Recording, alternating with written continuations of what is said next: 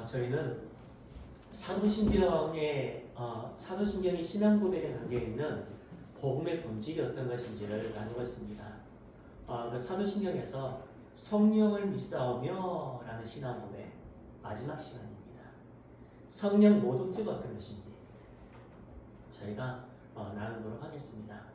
오늘 본문을 보시면 성령께서 하시는 일을 모독하는 자는 절대로 용서받지 못하고 지옥에 간다라고 하는데, 이 구절을 가지고 협박하는 목사님들이 굉장히 많았습니다.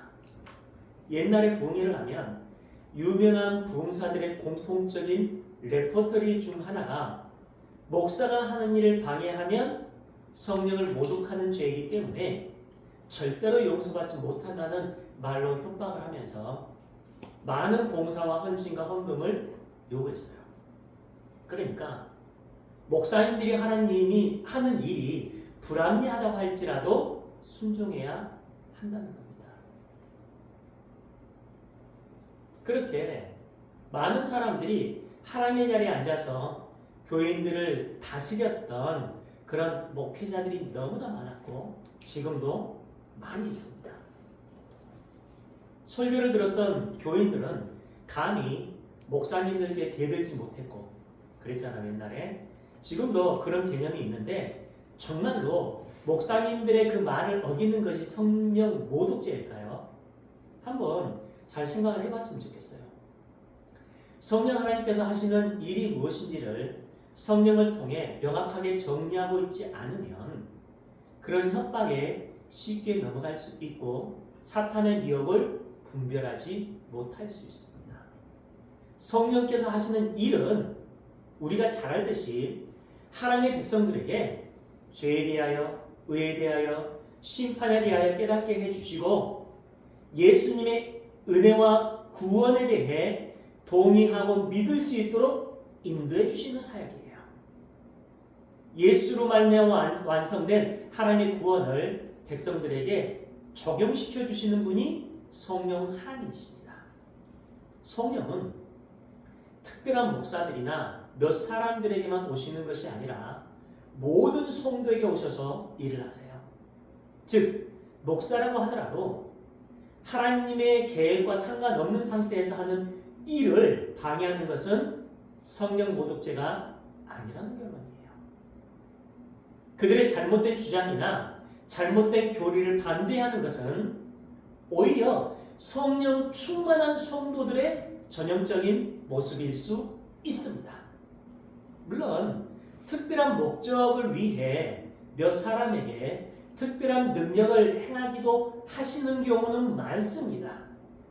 그러나 그것은 하나님의 구원을 위한 특별한 목적으로 그런 일들을 허락해 주십니다. 그러니까 목사님들은 성경대로 복음을 전하기 위해 최선을 다해야 하고 성도인 우리는 그것을 분별하여 복음에만, 하나님 나라에 관련된 말씀에만 아멘으로 화답해야 하기 때문에 성경 말씀을 명확하게 배우고 아는 것은요 굉장히 중요합니다. 그 일을 성령께서 돕고 계십니다. 교회는 하나님에 대한 경외심으로 살고 하나님의 언약에 순종하는 삶으로 살아야 하는 곳이지, 목사와 같은 어떤 특정인에 대한 경외심과 두려움, 그들의 야욕에 대해서 그들의 잘못된 말에 좌지우지하는 것이 아닙니다. 그렇다고 해서 하나님께서 주신 권위에 대적하라는 것은 아니에요. 분별하라는 것입니다. 오늘날의 기독교가 여러분 기복주의에 빠져버린 이유가 무엇일까요? 예수님을 믿기만 하면 복을 받고 병이 낫는다는 종교적인 개념이 되어버렸기 때문에 그것이 구원을 향한 믿음이라고 착각하며 살아가는 그 이유 때문입니다. 종교 지도자들은 존경을 받고 부와 명예를 얻기 위해 청중들이 원하는 것들을 들어줘요.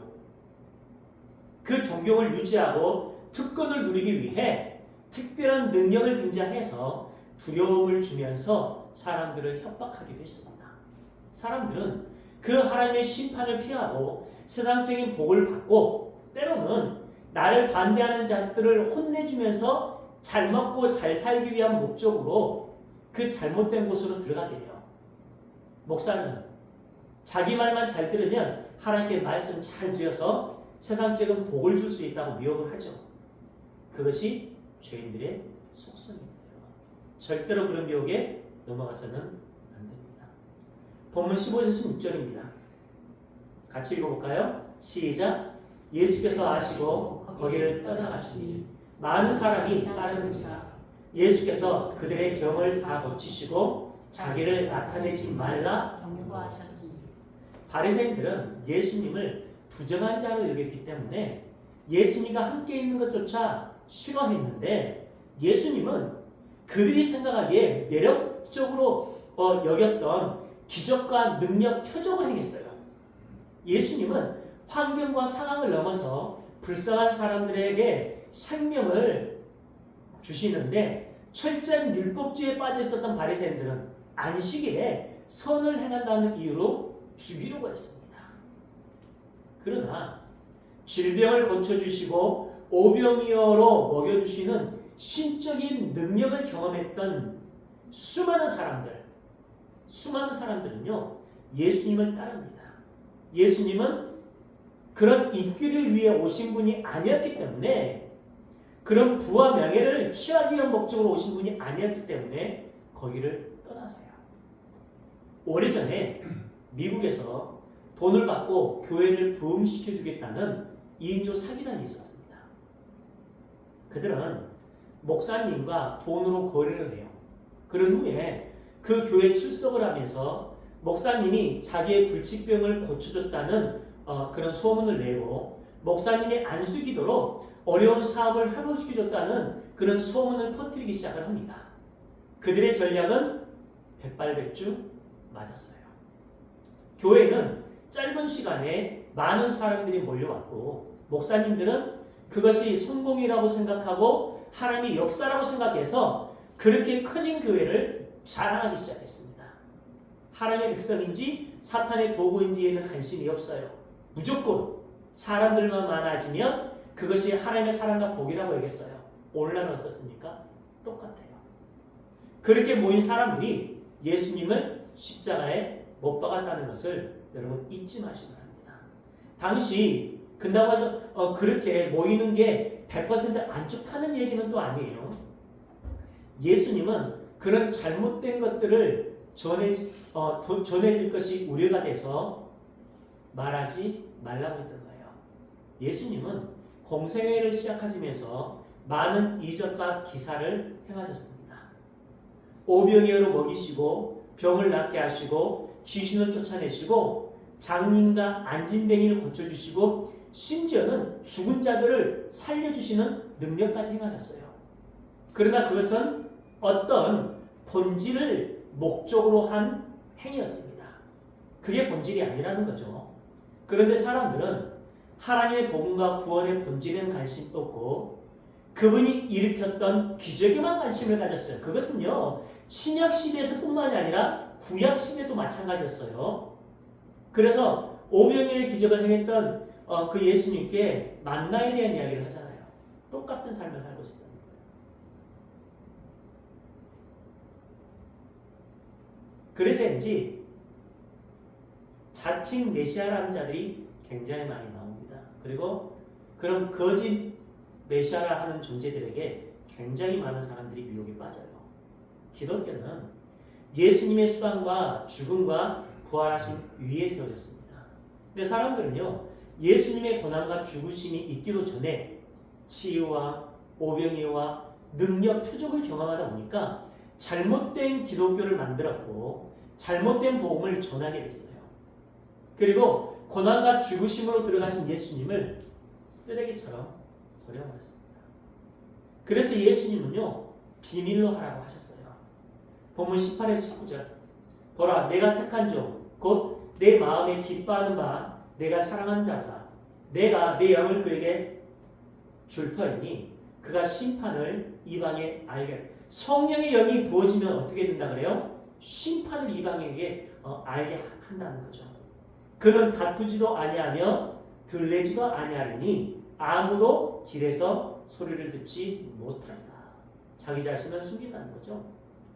하나님은 예수님께 성령을 주시겠다고 하셨고 성령 하나님이 예수님 안에 내주하시게 되면 예수님은 이방인들에게 심판에 대한 복음을 전하시고 다투지도 않고 들레지도 아니할 것이라고 얘기해요.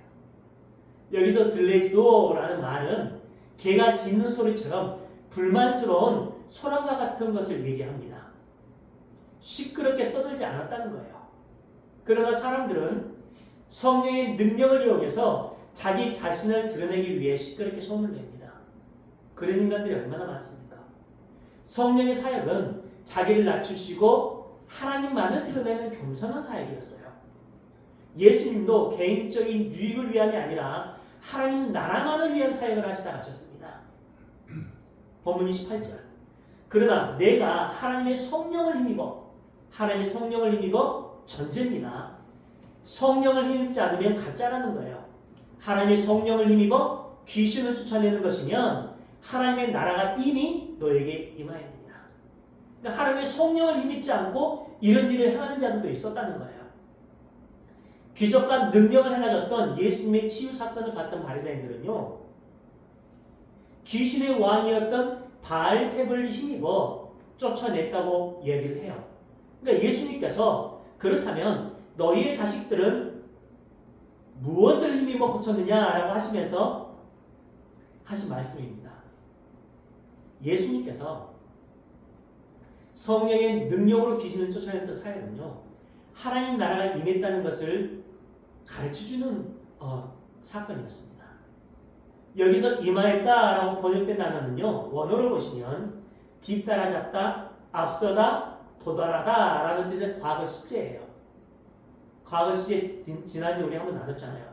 하나님 나라는 우리가 찾을 수 있을 정도로 이미 와 있다는 것인데 그것이 성경에 기록된 모든 기적과 능력의 본질이라는 거예요. 예수님께서 성령을 힘입어 기적과 표적을 통해 설명하셨던 하나님 나라는 죄와 사망이 전혀 없는 곳이잖아요. 죄와 사망이 있으면 거룩의 본질이 깨지잖아요. 그렇기 때문에 죄와 사망의 근거로 나타나는 질병과 귀신들을 제거해 주셨지만 사람들은 그 예수님을 인정하지 않았어요. 왜냐하면 유대인들이 지금도 기대하고 있는 메시아는요, 세상적인 왕으로 와야 한다고 생각하기 때문에 그래요. 그래서 그들은 기적의 현장에서 방문했지만 순환으로 나타난 그 자신의 기대를 충족시키지 못한 예수님이 보이자 십자가에 못 박아버린 거예요. 필요 없다는 거죠. 오늘날 어떻습니까? 똑같아요. 예수님은 인간의 야욕을 위해 오신 분이 아니라고 하면 교회를 떠납니다. 왜냐하면 그들이 원하는 것도 유대인들이 원했던 것들과 똑같기 때문에 그래요. 그러니까 십자가 예수님은 교회에서 사라진 지 오래죠. 그래서 미국에서는요, 일찍부터 예수 없는 교회가 성행한다고 하잖아요. 문제를 해결해주고 복을 주는 능력을 행하면 누구라도 메시아를 모시겠다는 거예요. 심지어 내가 원하는 능력이 아니면 잘못된 예수고 성령의 역사가 아니고 이단으로 간주하는 경우가 너무나 많습니다. 오직하면 옛날에 문화부 장관을 지냈던 한 분이 계셨어요. 그랬던 분이요, 신문에 내가 예수를 믿지 않는 이유라는 글을 썼어요. 그 글의 내용은 2000년 전 예수는 십자가를 지고 고난을 당하고 자기 백성들을 구원했는데 오늘날에는 어떤 교회에서도 그 고난의 흔적을 찾아볼 수 없다. 내가 그 손바닥에서 고난의 흔적을 찾을 수 있는 교회를 만난다면 나는 당장 예수를 믿겠다라고 했습니다. 교회라는 것이 얼마나 잘못되고 있으면 이런 불신자들이 이렇게 치욕적인 말을 신문에까지 함부로 올릴까요? 그런데 교회는 자기도 죄 빠져서 살아가는 경우가 너무나 많아요. 감옥에 갇혀 있었던 세례 요한은요, 예수님에 대한 이야기를 듣고 사람을 보내서 오실 분이 당신입니까? 라는 질문을 하고 예수님은 이렇게 말씀을 하세요. 마태복음 11장 2에서 6절. 요한이 옥에서 그리스도께서 하신 일을 듣고 제자들을 보내어 예수께 여짜오되 오실 그이가 당신이오니까 우리가 다른 일을 기다리오리까. 예수께서 대답하여 이르시되 너희가 가서 듣고 보는 것을 요한에게 알리되. 어떤 걸 알리려고 하는지 보세요. 맹인이 보며 못 걷는 사람이 걸으며 나병 환자가 깨끗함을 받으며 못 듣는 자가 들으며 죽은 자가 살아나며 가난한 자에게 복음이 전파된다 하라. 누구든지 나로 말미암아, 전제예요. 이게 전제입니다. 나로 말미암아 실족하지 아니하는 자는 복이 있도다 하시니라. 예수로 말미암아 실족하는 자는 저주가 있으리라. 그렇죠? 예수님은 이사야 35장에서 예언된 메시아가 오시면 일어날 일들을 예로 들어서 내가 그 메시아다라고 말씀하세요. 그리고 누구든지 예수로 인해 실족하지 않으면 복이 있다라고 선언해 주십니다. 그것을 깨닫도록 인도해 주시는 분이 성령 하나님이에요. 이사야 35장 46절 겁내는 자들에게 이르기를 굳세하라 두려워하지 말라 보라 너희 하나님이 오사. 이게 전제입니다. 보복하시며 갚아주실 것이라. 하나님이 오사 전제가 또 나오죠. 너희를 구원하시리라 하라. 그때 평안의 눈이 맹인의 눈이 밝을 것이며 못 듣는 사람의 귀가 열릴 것이며 그때 저는 자는 사슴같이 뛸 것이며 말 못하는 자의 혀는 노래하리니 이는 광야에서 물이 쏟겠고 사막에서 시내가 흐를 것입니다. 메시아가 오셔서 맹인을 보게 하시고 못 듣는 사람을 듣게 하시고 저는 자를 띄고 말 못하는 자가 노래할 것이라고 하는데 그것은 광야에서 물이 솟고 사막에서 시내가 흐르는 것과 같다고 해요. 영원한 사망의 증상들, 그렇죠? 그 증상들을 완전히 제거해 주시겠다는 거예요. 하나님 나라가 그런 곳이라는 것을 얘기해 주고 있는 거예요. 생명의 소망이 전혀 없는 사막에서 물이 솟고 시내가 흐른다는 것은 생명의 원천을 의미하잖아요. 생명의 원천이신 예수님을 연합시켜 주시겠다는 것이고 죄인들이 영원히 살아나는 것을 의미하는 거죠. 이처럼 예수님께서 기적과 능력을 행하신 것은 하나님 나라에 대한 교훈과 그 나라에 들어갈 수 있는 마스터키를 설명하기 위한 목적입니다. 즉 기적과 능력으로는 근본적으로 사람을 변화시킬 수 없고 그 기적과 표적이 본질로 지향하는 예수님만이 근본적으로 변화시킬 수 있다는 결론이에요. 그런데 예수님은 사라져버렸고 기적과 능력에만 집중하면서 그런 것들이 기독교라고 하고 사람을 변화시킬 수 있다고 믿으면서 그 기적과 표적이 나타난 것이 참 교회라고 얘기합니다. 그러다 보니까 교회에서는 예수 믿고 능력의 사람이 되자 잘난 사람이 되자라고 가르쳐요. 잘못된 게 없는 것처럼 느껴지잖아요. 그래서 목사님들도 훌륭한 사람이 되기 위해 베스트셀러를 하나쯤은 가지고 있어야 한다고 합니다. 갈수록 복음은 사라지고 세상적인 기적과 표적만 있으면 하나님을 잘 섬기는 것이라고 가르치는 것이 문제예요. 당시에도 수많은 유대인들이 메시아를 기다렸고 목숨을 걸고 하나님을 사랑했지만 그들은 구약에서 예언했던 메시아를 직접 보고 받아들이지 못하고 그 메시아를 죽여버렸어요. 알아보지 못했다는 거죠. 그들이 믿었던 복음은 다른 복음이었고 그들이 믿었던 메시아는 거짓 메시아라는 결론이에요. 마술이 가짜라는 걸 알면서도 그것을 본질로 여기면서 광분해요. 그런 경우가 마찬가지죠. 성경에서 그것을 보고 배웠던 교회가 똑같은 삶을 살고 있어요.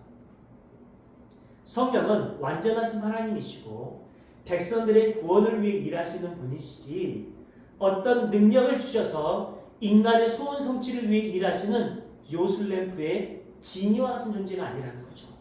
그래서 예수님은 성령 하나님을 모독하지 말라고 말씀하십니다. 본문 31에 32절 같이 읽어보겠습니다. 시작. 그러므로 내가 너에게 이르노니 사람에 대한 모든 죄와 모독은 사심을 얻되 성령을 모독하는 것은 사심을 얻지 못하겠고 또 누구든지 말로 인자를 거역하면 사심을 얻되 누구든지 말로 성경을 거역하면 이 세상과 오늘 세상에서도 사심을 얻지 못하리라. 아멘. 차라리 나를 모욕하거나 나를 거역하면 용서해 주겠지만 성령을 모독하거나 거역하면 영원히 용서받지 못한다고요. 예수님께서 성령을 보내주신 이유를 말씀해 주셨기 때문에 성령을 모독하는 것은 성령께서 하신 사역, 이 땅에 오신 목적, 그것을 인정하지 않고 믿지 않는 것이라고 할 수 있어요. 즉 예수님의 말씀에 대한 불순종이 성령 모독이라고 할 수 있어요. 요한복음 14장 26절 보혜사 곧 아버지께서 내 이름으로 보내실 성령 그가 너에게 모든 것을 가르치고 내가 너에게 말한 모든 것을 생각나게 하시리라. 성령께서 오신 목적이에요. 그렇죠? 성령께서 오셔서 하신 일이에요. 이게. 예수님께서 말씀하신 모든 것을 가르치고 생각나게 하는 거예요. 요한복음 14장 21절 나의 계명을 지키는 자라야 전제입니다.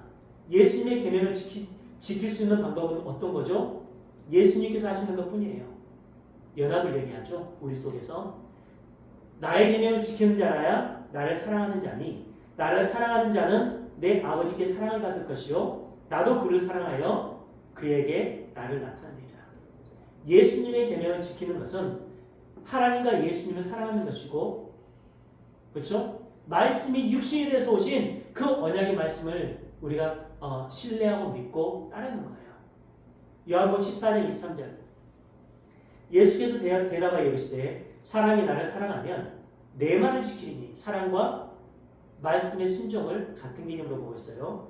내 아버지께서 나를 사랑하실 것이요 우리가 그에게 가서 거처를 구하게 하리라. 나를 사랑하지 아니하는 자는 내 말을 지키지 아니하느니 너희가 듣는 말은 내 말이 아니요 나를 보내신 아버지의 말씀이니라. 우리가 예수님을 사랑한다는 것은 하나님의 말씀을 지키는 것으로 결론이 나와요. 성령께서 예수님을 증거하기 위한 목적으로 오셨기 때문에 성령을 모독하는 것은 하나님과 예수님을 사랑하지 않는 것이라는 결론을 내릴 수 있고 예수님의 가르침을 믿지 않고 순종하지 않는다는 결론이에요. 성령 모독죄. 결국 성령께서 하시는 일은 예수님께서 이루신 구원이 어떤 것인지를 이해시켜 주시고 깨닫게 하시는 일, 즉 성도에게 구원을 적용시켜 주시는 일이고 그러기 위해 하나님의 말씀을 믿도록 하시는 일이에요. 그것이 하나님의 사랑을 받고 하나님을 사랑하는 일입니다. 말씀의 주머니예요. 오늘 말씀을 보시면 예수님께서 바리새인들에게 말씀하시던 끝에 성령을 모독하는 죄에 대해 언급을 하시죠. 예수님은 하나님 나라에 대해 전하러 오셨는데 바리새인들은 세상적인 방법으로 세상적인 메시아를 기다리고 있었기 때문에 예수님께서 전하신 하나님 나라를 받아들이지 못했어요. 즉 예수님으로 말미암아 주어진 구원을 세상적인 세계관 때문에 받아들이지 못했는데 그것이 성령 모독죄라는 결론이에요. 그러니까 하나님의 예정과 작정은 굉장히 중요합니다. 내가 너를 지명하여 불렀나니 넌 내 것이라는 하나님과 연합된 개념은 굉장히 중요해요. 우리 삶 속에. 그들에게만 성령이 임하셨기 때문에 그들만이 하나님의 언약에 대한 본질을 깨달을 수 있게 돼요. 하나님께서 우리에게 최고의 가치로 주신 선물은 영원한 생명, 하나님 나라밖에 없습니다.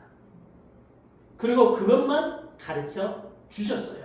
그래서 예수께서 내가 이 땅의 목적은 하나님 나라를 위함이라고 말씀하시잖아요. 그 나라는 하나님의 말씀, 하나님의 사랑으로만 운영되는 곳인데 그것이 하나님 나라의 삶의 원리예요.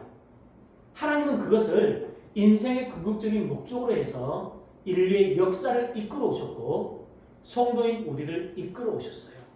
그러니까 우리의 예배는 하나님과 하나님 나라에 대해 배우고 그 나라의 왕만을 사랑하는 것을 배우고 그 나라에 들어갈 수 있는 유일한 본질인 예수님에 대해 배우는 것입니다. 그게 예배예요.